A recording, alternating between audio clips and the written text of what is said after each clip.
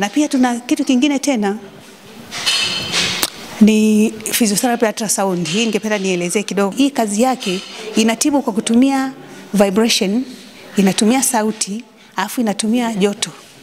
Ni kwa ajili ya kutoa maumivu ambayo yamejikusanya sehemu moja ambayo ni ya muda mrefu. Na pia hii pia inasaidia kutibu kesi za baada ya upasuaji. Tunaitumiaga kwa watu hao na inawasaidia. Sangine unakuta anakuambia una ganzi, najisikia vibaya, maumivu yanakuwa makali pale kuliko pasuliwa. Yaani kusitisha ukuaji wa haraka wa chembe za mwili kwenye sehemu ambayo labda imechanika. Mtu anaweza kakatwa na kitu, au wengine wanaweza katoga masikio ikatoka linundu. Huduma zetu zinafanyika kwa siku 6 kwa wiki. Kuanzia Jumatatu mpaka Ijumaa tunaanza kazi saa 3 asubuhi.